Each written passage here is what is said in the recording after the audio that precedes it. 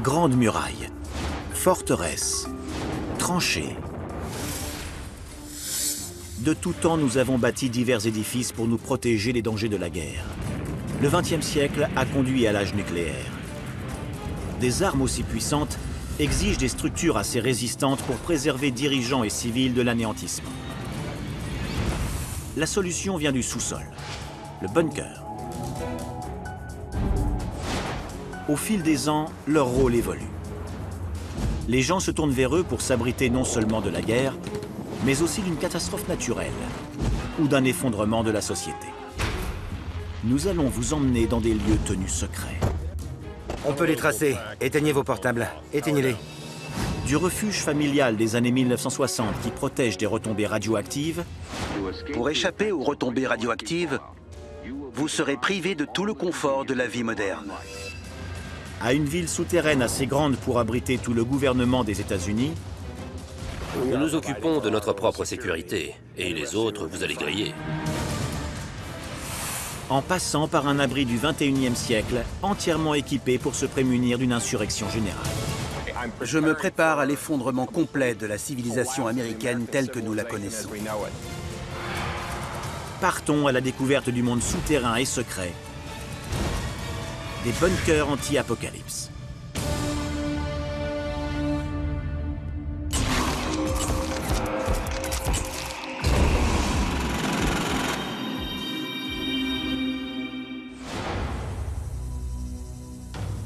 Les abris souterrains font partie des mesures de protection en période de guerre depuis la nuit des temps. Des grottes dans le désert de Judée protègent les insurgés juifs des légions romaines. Les habitants de Londres se réfugient sous terre durant les blitz de la Deuxième Guerre mondiale. Le bunker d'Hitler devient son dernier quartier général, et ça tombe. Des bunkers abritent les présidents américains durant l'apogée de la guerre froide, et après les attaques mortelles du 11 septembre 2001. Les bunkers ont une histoire longue et secrète dans la société américaine. Certains sont restés cachés durant des décennies, jusqu'à maintenant. Aujourd'hui, nous savons que de nombreux abris secrets existent dans de nombreuses villes d'Amérique. Ce sont des centres de survie connus juste de quelques privilégiés. Ils se trouvent dans des complexes gouvernementaux, des sièges sociaux d'entreprise et même dans des jardins. Les bunkers protègent leurs propriétaires non seulement de la guerre, mais aussi d'un ensemble croissant de menaces globales. Phénomènes météo extrêmes, panique financière, soulèvement de masse et effondrement de la civilisation. La menace immédiate qui concerne le peuple, bien sûr, est l'effondrement du dollar. La guerre contre la Chine et la Russie n'est pas imminente, mais elle est probable. Ce n'est qu'une question de temps avant qu'un État voyou ne vende une tête nucléaire ou même une bombe sale à des terroristes. On verrait la chute de la bourse. Les gens videraient les rayons alimentaires des magasins. Ce serait le chaos. Pour certains, un abri souterrain équipé pour survivre longtemps semble être la seule solution rationnelle. Voilà pourquoi le marché du bunker est en plein essor. Quelque part au milieu des paysages agricoles d'Indiana, à 9 mètres sous terre, s'étend un abri anti-atomique tout confort de 930 mètres carrés. C'était un abri gouvernemental datant de la guerre froide, réservé à un usage que je ne peux pas révéler. On est assis au milieu d'une forteresse souterraine. Cet abri est à l'épreuve des armes nucléaires, biologiques et chimiques. Il résiste au souffle d'une charge nucléaire de 20 mégatonnes qui exploserait dans un rayon de 3 km. Il est doté d'une réserve d'eau et de nourriture suffisante pour assurer la survie confortable de 80 personnes durant un an. Ce bunker fait partie d'une chaîne en expansion en Amérique. On peut y réserver sa place si on y met le prix. 50 000 $ par adulte et 35 000 $ par enfant.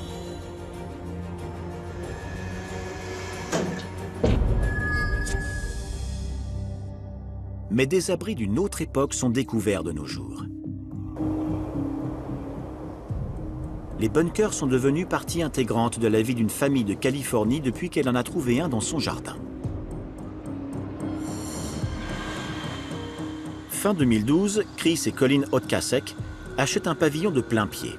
Classique. et datant du milieu du XXe siècle dans un quartier huppé du sud de la Californie. Dans leur jardin, ils découvrent un abri anti-atomique parfaitement préservé, remontant à 1961. C'est incroyable. Nous ne savions vraiment pas que nous avions un bunker. Et c'est quand nous avons pu venir dans la maison pour finaliser la transaction que nous avons découvert qu'il y en avait un. Ce bunker a été construit durant l'apogée de la guerre froide. Il renferme tout ce qu'il faut pour qu'une famille survive plusieurs semaines durant une attaque nucléaire totale contre les États-Unis. Et 50 ans plus tard, il est toujours là. Bonjour, bienvenue dans mon abri. Laissez-moi vous montrer certains des objets et produits qu'il contient. Comme vous le voyez, pas mal de café. Beaucoup de serviettes hygiéniques des années 60. J'adore l'emballage. Et ça, c'est curieux. Je suis quasiment certain que cette conserve est pleine de toxines botuliques. Alors, à ne surtout pas manger. Cet abri répond à une menace très spécifique. Année 1961. L'Union soviétique lance un ultimatum à l'Amérique. Évacuer Berlin-Ouest.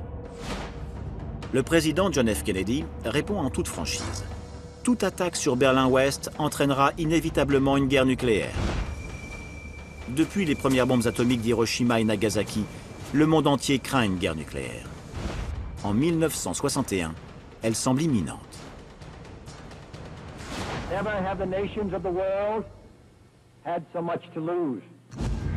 À travers toute la planète, des gouvernements se mettent à construire des bunkers souterrains afin de protéger les occupants du souffle initial. Ils sont également munis de stocks d'eau et de nourriture, de sorte que les survivants puissent rester sous terre en attendant que la radioactivité retombe à des niveaux acceptables. Pour ceux qui ont le savoir-faire et les ressources, bâtir son propre refuge constitue la meilleure solution. Deborah Kaufman a 10 ans lorsque son père entreprend de construire son abri. Mon père a travaillé sur des projets militaires la plus grande partie de sa carrière. Dans son activité, il était complètement immergé dans les effets du nucléaire, l'effet des radiations sur les objets, les instruments et bien sûr les gens. En tant qu'ingénieur, il a pris la chose comme un problème à résoudre. Et la solution était de bâtir un abri anti-atomique. Il faut des semaines pour terminer cet abri. Un sous-traitant coulant les parois de béton armé à 4,50 m sous terre. Une fois l'abri anti-atomique achevé, mon père l'a aussitôt rempli du genre d'approvisionnement dont il pensait que nous aurions besoin. Il y a 4 places pour dormir. Il y a ces 2 espaces là, et puis il y a ces lits superposés qui devaient être pour les enfants. Par là, il y a encore des réserves de nourriture. C'est assez intéressant, ce sont des rations de survie, que des conserves et des canettes d'eau potable. Tout cela date de 1958. Ce bunker dans le jardin n'est pas l'œuvre d'un illuminé. Il respecte soigneusement les standards officiels du gouvernement des États-Unis en prévision d'une guerre nucléaire. Ce n'était pas une idée excentrique qu'il a eue tout seul. Le gouvernement menait une vaste campagne pour s'assurer que les gens soient à l'abri en cas d'attaque nucléaire. Et il demandait aux gens de bâtir des refuges anti-atomiques. Il y avait plein de notices gouvernementales expliquant comment s'y prendre. Parlons un peu de ces abris, de ce que vous pouvez faire pour vous protéger. Des annonces du service public et même des publicités payées par le gouvernement encouragent la protection contre la guerre nucléaire. Il y avait des pubs qui disaient en gros « Messieurs, dames, vous devez vous préparer, vous devez vous bâtir un abri, vous devez stocker des fournitures, des conserves et de l'eau. » Et ça me faisait vraiment penser que la menace était réelle à l'époque. Au début des années 60, l'Amérique tout entière devient obsédée par les bunkers.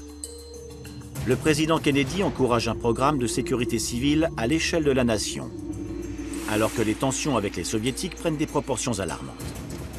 Des couvertures de magazines montrent des images de bunkers sous chaque ville et village. Des films de la sécurité civile aident à expliquer à quoi ressemblerait la vie dans un environnement souterrain. Vous êtes sur le point de connaître probablement la période la plus dure et néanmoins la plus importante de votre vie. Pour échapper aux retombées radioactives, vous serez privé de tout le confort de la vie moderne. Ces peurs sont justifiées. Les armes nucléaires sont désormais 1000 fois plus puissantes que la bombe d'Hiroshima. Ces bombes de 15 kilotonnes sont minuscules par rapport aux bombes à hydrogène testées dans le sud du Pacifique et dans le désert du Nevada. À travers toute l'Amérique, des villes publient des brochures expliquant ce qui se passerait si une monstrueuse bombe soviétique de 20 mégatonnes était larguée sur une grande ville. D'autres films gouvernementaux expliquent comment réagir à une explosion nucléaire surprise. Voici Tony qui se rend à sa réunion de scouts. À terre et à l'abri. C'est bien, Tony. Si vous voyez ce flash, réagissez vite. 1962. La guerre froide atteint son paroxysme alors que des têtes nucléaires soviétiques sont découvertes à Cuba. Shall be the policy of this nation to regard any nuclear missile launched from Cuba against any nation in the Western Hemisphere as an attack by the Soviet Union on the United States, requiring a full retaliatory response upon the Soviet Union. Les 13 jours de la crise des missiles de Cuba font plus que jamais craindre au monde un Armageddon nucléaire. La crise des missiles de Cuba, ça a fait beaucoup de bruit. Et je pense que les gens qui ne l'ont pas vécu ne se rendent pas compte à quel point c'était grave. Les gens étaient terrifiés. Je me souviens que ma mère vomissait ses repas. Elle avait l'estomac noué tellement elle avait peur. Dans un moment comme celui-ci, un abri dans le jardin semble être la meilleure des choses à posséder. Ce bunker de banlieue est au premier plan d'un mouvement national. Mais il constitue une certaine anomalie. Même si la majorité des Américains en 1961 pensent que la guerre nucléaire est probable, des études montrent que moins d'1% de la population bâtit un abri anti-atomique comme celui-ci. Par la suite, la famille de Deborah Kaufman se soucie peu de son bunker, alors que la crainte d'un conflit nucléaire décline dans les journaux et dans la culture populaire. L'abri et son contenu demeurent en l'état au fil des décennies. Désormais, la famille le considère davantage comme un musée que comme un bunker. Je crois que les gens voient ça à la fois comme un abri anti-atomique et comme une capsule temporelle des années 60, parce qu'il renferme beaucoup d'objets relatifs à cette époque. C'est une capsule temporelle, comme une bouteille jetée à la mer qui vient de s'échouer sur une plage. La rareté de cet abri anti-atomique familial est la preuve que construire son propre bunker n'est pas une priorité pour la plupart des Américains. Mais le gouvernement des États-Unis ne partage pas cet avis. À 400 km de Washington, D.C., sous l'extérieur chic d'un palace 4 étoiles, s'étend la capitale souterraine secrète du pays. Si Washington est transformé en ruine fumante, les représentants du peuple s'abriteront ici. Le gouvernement fédéral sera toujours opérationnel.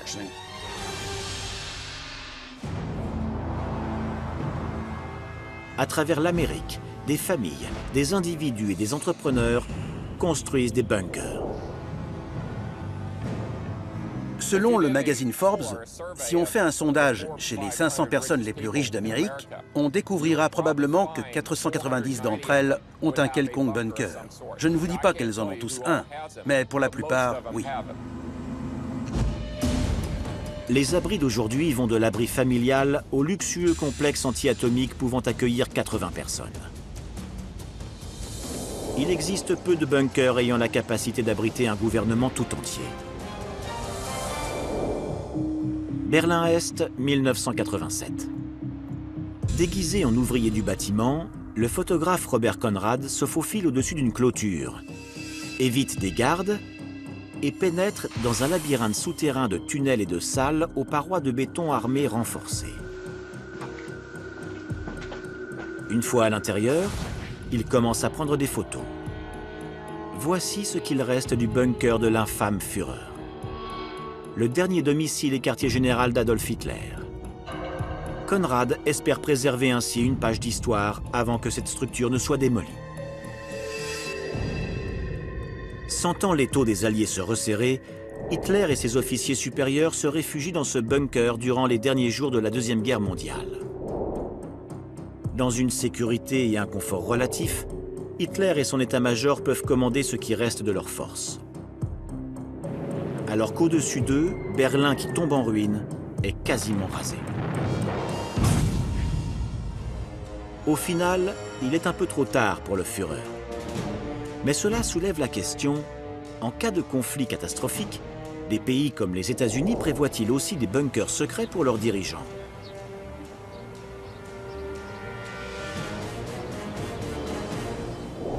Niché dans les contreforts des Appalaches en Virginie occidentale, s'étend l'un des plus beaux palaces 4 étoiles d'Amérique, le Greenbrier.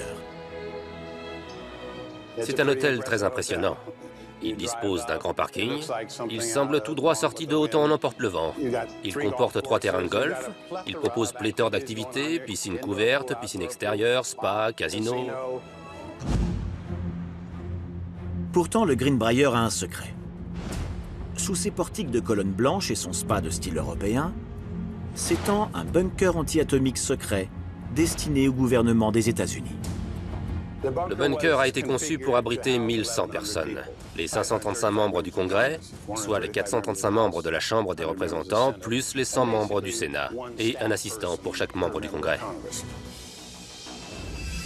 Si Washington DC est sous la menace d'une attaque nucléaire, le Congrès américain dans sa totalité doit aller se réfugier dans cette ville souterraine d'acier et de béton. Ce programme visait en partie à apporter une certaine stabilité à la population. Le peuple compte sur Washington DC, le siège du gouvernement fédéral. Si Washington est littéralement en ruine, on veut que des représentants du peuple se tiennent devant une image du Capitole et disent « Je suis dans telle installation, je ne peux pas vous dire où, mais je suis là, le gouvernement fédéral est opérationnel. »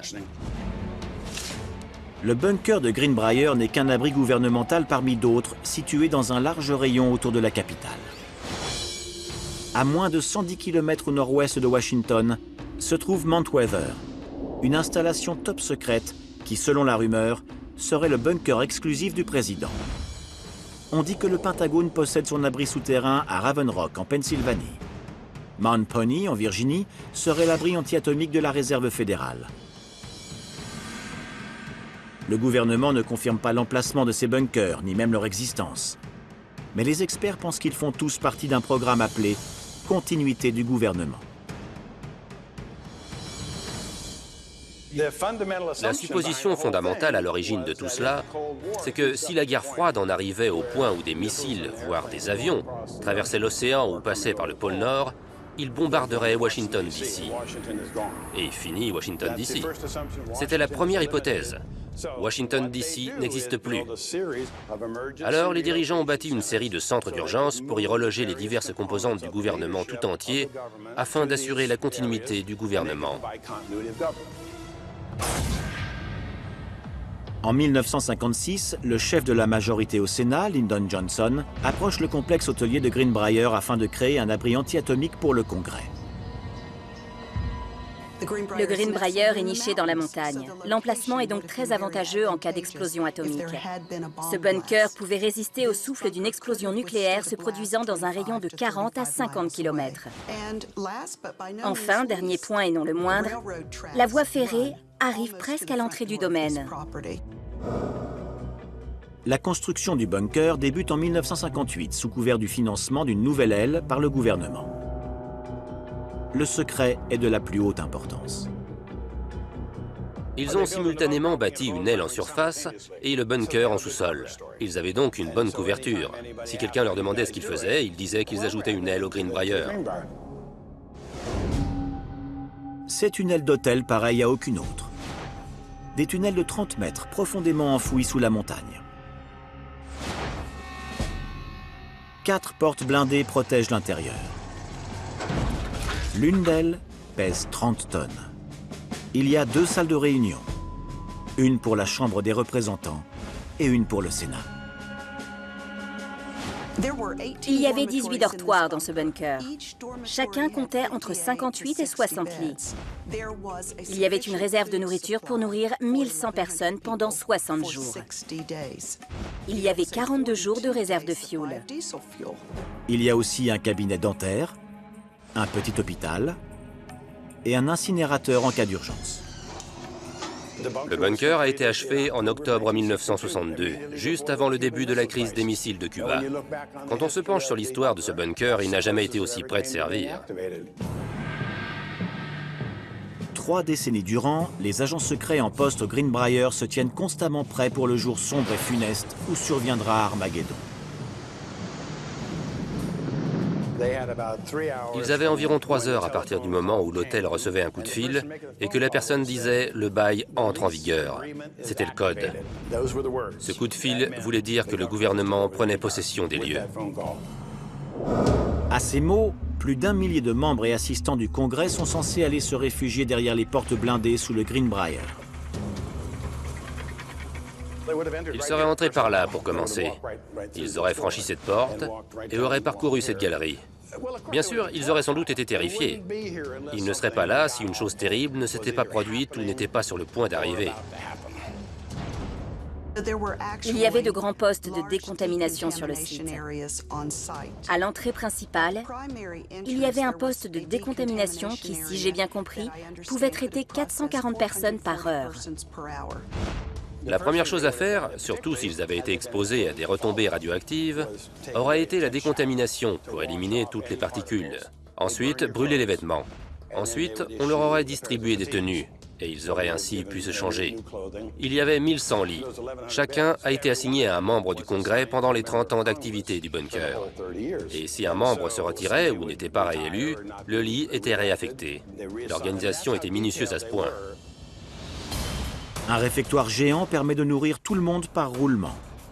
Des postes de travail sont aménagés, de même que des salons pour se détendre.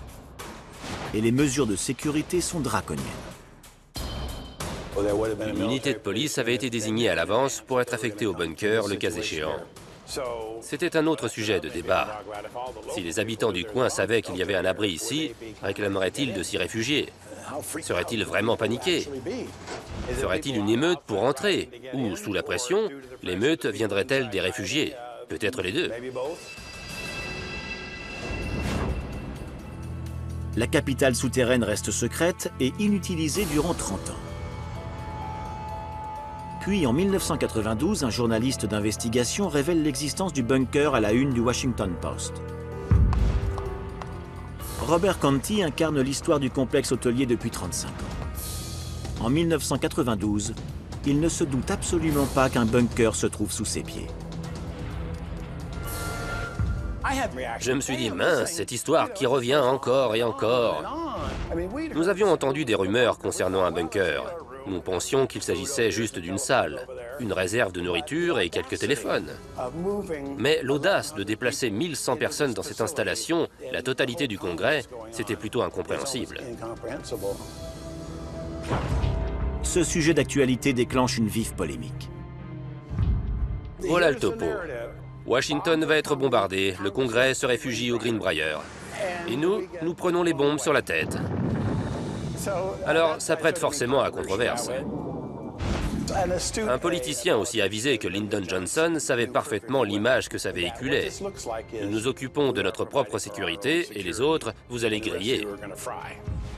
Alors il a dit, si jamais cela se sait, nous laissons tomber. Nous laissons tomber aussitôt. Et c'est ce qu'ils ont fait. 30 ans après sa mise en service, le bunker du Greenbrier est désactivé par le gouvernement des États-Unis.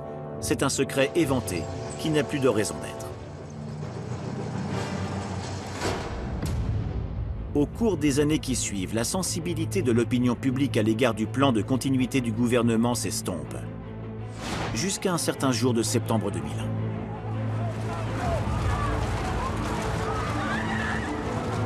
Les plans poussiéreux de l'administration Eisenhower regagnent soudain de l'importance.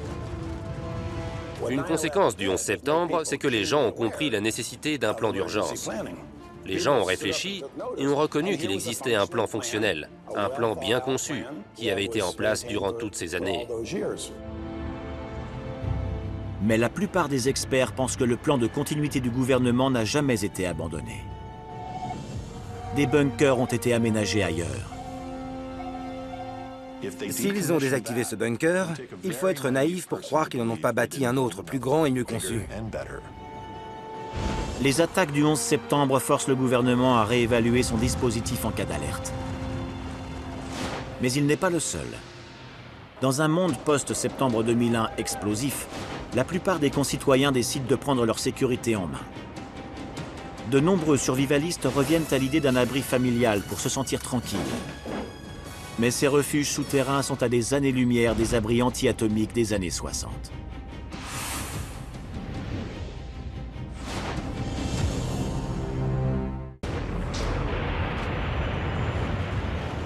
Au plus fort de la guerre froide, les Américains construisent des bunkers dans leurs jardins pour se protéger d'une attaque nucléaire.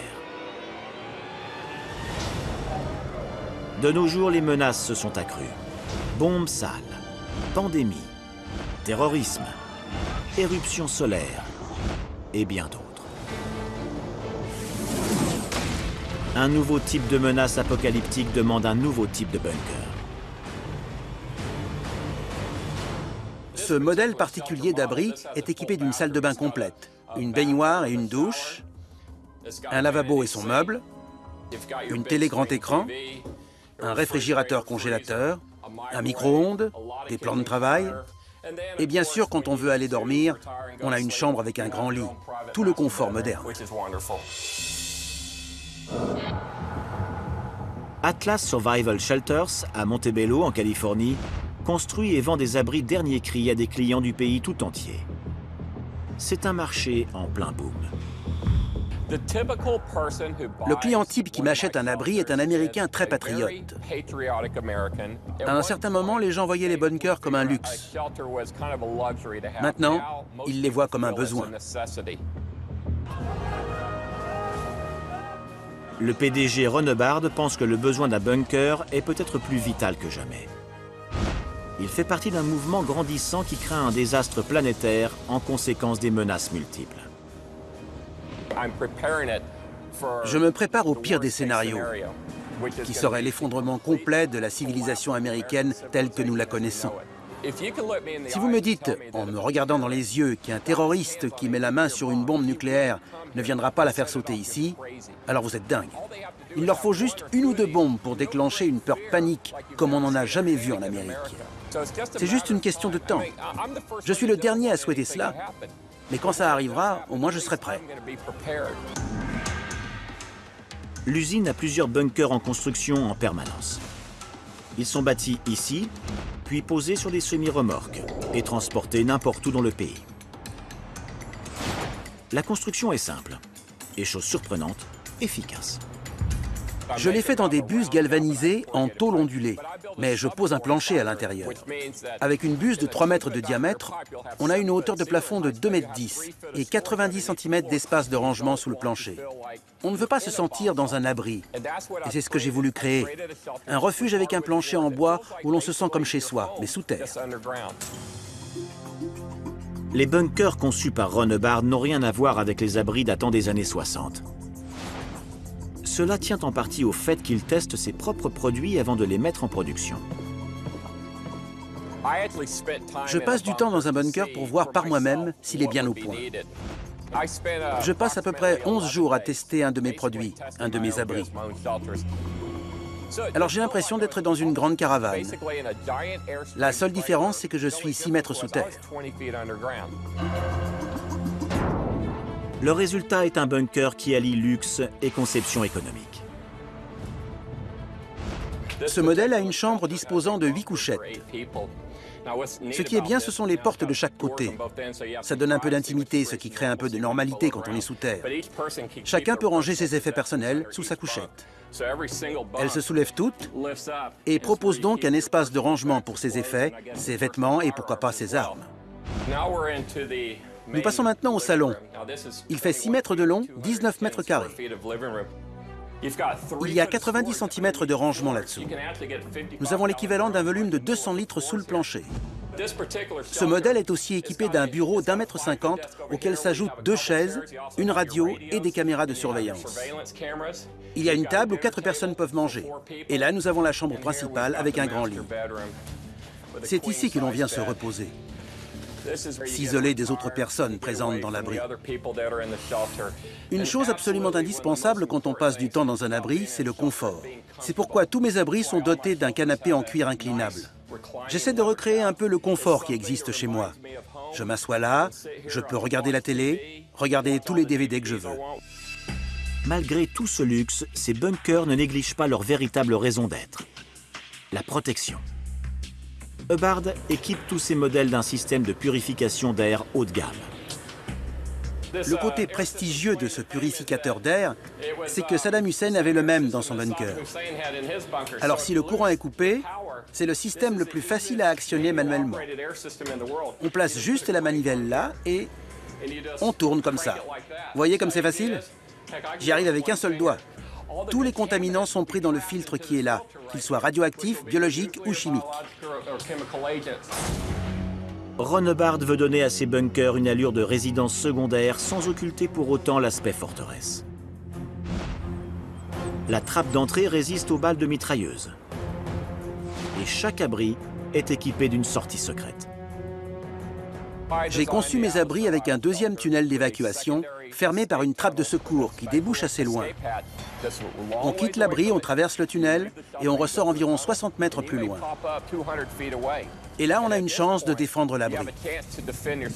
Alors, je ne vais pas vous dire de tirer sur les gens. Mais si vous êtes réfugié dans l'abri et que des gens essaient de vous tuer, vous devrez soit vous défendre, soit vous échapper.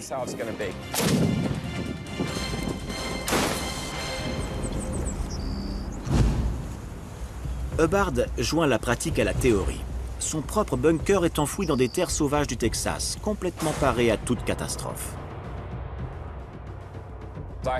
J'ai des radios ondes courtes, des radios VHF et HF. Alors je peux communiquer avec des gens qui se trouvent dans mon champ de vision ou n'importe où dans le monde. J'ai des caméras de sécurité avec vision infrarouge. Je peux voir n'importe qui dans un rayon de 75 mètres. J'ai l'armement d'une petite base militaire. Une mitrailleuse 1919 A4 calibre 30, un AK-47 et un AR-15. J'ai un bon arsenal pour nous protéger, ma famille et moi. Hubbard pense que posséder un bunker n'est pas plus étrange qu'avoir une assurance vie. Si on a une assurance santé, une assurance auto et une assurance habitation, on les a souscrites en cas de catastrophe.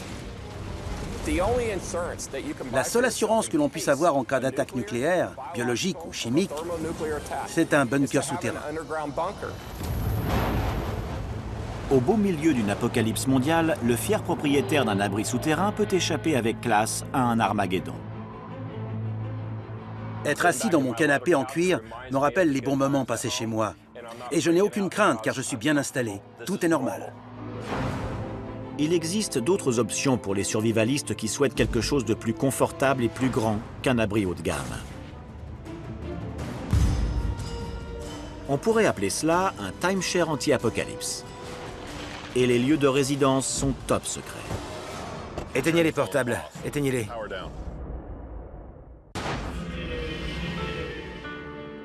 Aux États-Unis, les bunkers vont de l'abri dans le jardin aux mini-villes gouvernementales. Au cours des dernières années, l'intérêt pour trouver des parades au scénario catastrophe s'est accru. Ces parades sont souvent artisanales. Mais certaines, telles ce bunker, sont considérées comme ultra sophistiquées. Nous sommes au milieu d'un abri de 930 mètres carrés, qui peut accueillir 80 personnes pour les protéger de quasiment tout, y compris de l'explosion d'une bombe de 20 mégatonnes dans un rayon de 3 km. Vivos Shelters est né de l'imagination de Robert Vicino, un entrepreneur en immobilier qui a créé une chaîne de bunkers privés et top secrets à travers tout le pays.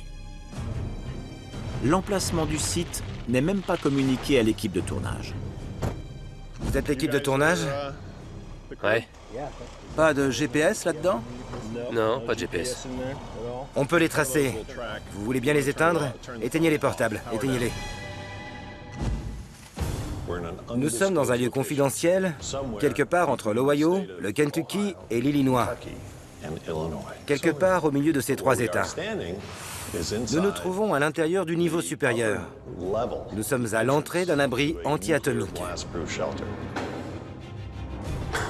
Ce bunker privé était jadis un abri gouvernemental de type militaire conçu pour résister à une frappe nucléaire directe. Nous sommes 2 étages au-dessus de l'abri. Nous allons descendre quelques marches, passer la porte blindée et pénétrer dans un havre de paix. Derrière la porte blindée en acier au carbone de 30 cm d'épaisseur se trouve un intérieur luxueux, conçu pour recevoir sous terre 80 personnes dans le plus grand confort pendant une année entière. Je vais entrer dans le grand salon. C'est l'endroit où tout le monde se réunira. Une télé grand écran plat et une vidéothèque composent le home cinéma du bunker. Un vaste espace dîner permet de prendre des repas en famille ou en couple. Un espace salon propose des jeux de plateau, des jeux vidéo et un endroit paisible où se réunir. En fait, cet endroit évoque véritablement un bateau de croisière souterrain. Une vaste cuisine comporte tous les appareils et ustensiles nécessaires pour cuisiner pour 80 personnes. Des dizaines de chambres sont décorées style bateau de croisière. Les salles de bain ont des sols de marbre et des lavabos de granit, des cabines douches, des toilettes, le bunker possédant son propre système d'assainissement haute capacité.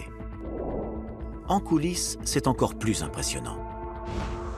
2 générateurs de 100 kW, un réservoir de fioul de 113 mètres cubes, un petit centre médical muni de tout son équipement, du défibrillateur au matériel chirurgical. Il y a un atelier, une laverie et même un chenil. Le droit d'admission de ce bunker exclusif comprend tous les repas pour une année complète. Je pense que nous avons 60 variétés différentes d'aliments lyophilisés, plus des farines, des céréales et du riz. Les conserves sont accompagnées de légumes frais, produits par la mini-ferme souterraine. Nous sommes dans l'espace verdure à présent. C'est là que nous allons cultiver des légumes frais. Des épinards, des jeunes pousses, des tomates, des courgettes, ce genre de choses. Nous avons un éclairage horticole qui donne la bonne température et la bonne luminosité pour le bien-être de ces plantes. Les conditions idéales sont réunies. Le seul problème avec cet abri, c'est le prix d'entrée. Il est de 50 000 $ par adulte et les membres sont admis en fonction de leurs compétences. C'est tout le concept de nos bunkers. Nous voulons des gens ayant des compétences particulières. Sur 80 personnes, nous avons des militaires, des policiers, des spécialistes de la sécurité. Nous avons aussi des docteurs, des chirurgiens. Ce bunker situé dans le Midwest fait partie des 6 abris géants gérés par la société Vivos.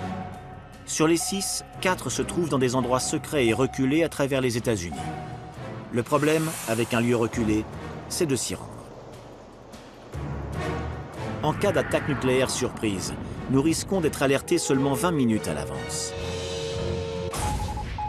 Durant la guerre froide, le gouvernement a mis en place un système d'alerte en cas de bombardement. Des sirènes ont été installées dans chaque ville. Le système de diffusion d'urgence donnait au président le contrôle de toutes les chaînes de télé et des stations radio afin qu'il puisse prévenir la population d'une attaque imminente. Aujourd'hui, il n'en reste plus grand-chose.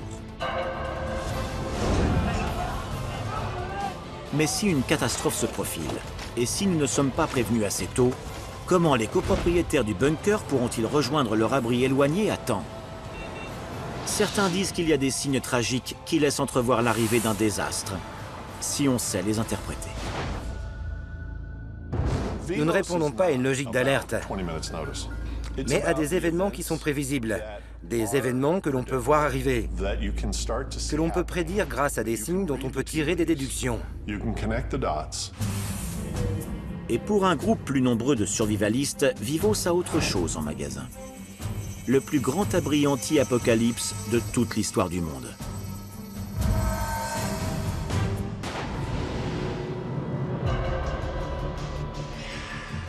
Il y a des centaines, voire des milliers d'abris et de bunkers de toutes sortes en Amérique. Et les propriétaires de ces bunkers pensent qu'ils seront parés pour l'apocalypse. Quels pourraient être ces événements? Une bombe nucléaire qui explose à New York, Washington ou Londres? Ou une série de séismes de magnitude 9? Ou plusieurs volcans qui entrent en éruption, comme par exemple celui de Yellowstone? Disons que nous sommes confrontés à une pandémie, ce qui pourrait arriver. Il y aura une vraie panique. On aura la queue dans les stations-service. Les gens feront des réserves de nourriture, d'essence, d'armes et de munitions. Et alors que les émeutes font rage, que la police s'interpose, que des retombées radioactives ravagent la nation, les propriétaires de bunkers sont confortablement installés dans leurs bateaux de croisière souterrains. Et il n'en existe sans doute pas d'aussi grand que le dernier ouvert par Vivos, sous une montagne calcaire du Kansas. C'est ce que j'appelle le plus grand abri privé de la planète. C'est aussi vaste que l'Empire State Building, une surface souterraine de 20,5 hectares, et assez grand pour accueillir 5000 personnes. Vivos vend des places dans ce bunker qui est en voie d'achèvement. Cette ancienne mine de calcaire a été jadis utilisée par l'armée des États-Unis comme entrepôt souterrain.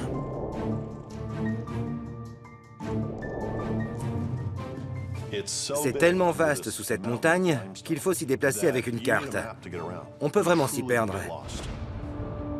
Ce nouveau bunker sera bien plus économique pour les clients moins fortunés, car ils viendront avec leurs propres moyens d'hébergement. Au lieu de construire des chambres, des cuisines, nous permettons aux gens de venir avec leur propre caravane, leur propre camping-car. Et il n'est même pas nécessaire qu'ils roulent, ils ont juste à le transporter ici. Ce nouveau bunker n'est pas seulement un abri, mais un complexe ouvert toute l'année. Ce sera, pour ceux qui veulent toujours être parés aux catastrophes, comme un complexe hôtelier, le Disneyland des survivalistes si on veut. Certains pensent que c'est de la fantaisie. D'autres soulignent qu'il y a des précédents historiques. C'est déjà arrivé. C'est arrivé en Europe. Et que s'est-il passé quand c'est arrivé en Europe durant la Deuxième Guerre mondiale? Les gens sont allés dans des abris pour se protéger. Des abris souterrains durant les blitz sur Londres aux abris anti-atomiques de la guerre froide, les bunkers ont toujours offert la parade aux menaces imminentes. Les gens se moquent de ceux qui, pendant la guerre froide, dans les années 60, ont construit des bunkers dans leurs jardins ou sous leurs allées. Mais ces gens-là l'ont fait pour une raison. Ils avaient connu la guerre. Ils se rappelaient de l'Holocauste, de la Deuxième Guerre mondiale. Si le débarquement de la baie des Cochons ou la crise des missiles de Cuba avait tourné autrement, alors ces abris n'auraient peut-être pas été superflus. Était-ce idiot d'avoir ces abris à l'époque? Non. Est-ce idiot d'en avoir un maintenant? Je ne le pense pas. Ceux qui possèdent un bunker pensent que c'est simplement de l'argent bien dépensé. Que l'abri soit dans leur jardin ou dans une installation gouvernementale souterraine. Quand on a une assurance habitation, on préfère ne pas avoir à s'en servir. Même chose pour l'assurance de la voiture. Un abri est une sorte d'assurance que l'on espère ne jamais utiliser. Ça rend humble de descendre dans un abri comme celui-ci, car on se rend compte à quel point c'était sérieux à l'époque. Et waouh, si c'était arrivé, quel effet ça doit faire de passer des jours enfermé là-dedans avec sa famille et de se demander comment ça va être quand on va ouvrir la porte et sortir dans l'inconnu. Revoir sa maison ou découvrir le chaos total ou... Je n'arrive pas à imaginer. Je n'imagine pas être le dernier être humain vivant sur Terre. Le monde est un endroit effrayant. Les tempêtes tueuses se multiplient. L'effondrement de l'économie menace. Des pandémies nous guettent. Les taches solaires sont en augmentation. La violence, le terrorisme et le chaos déferlent sur le monde, du Moyen-Orient aux villes d'Europe, en passant par les côtes des États-Unis.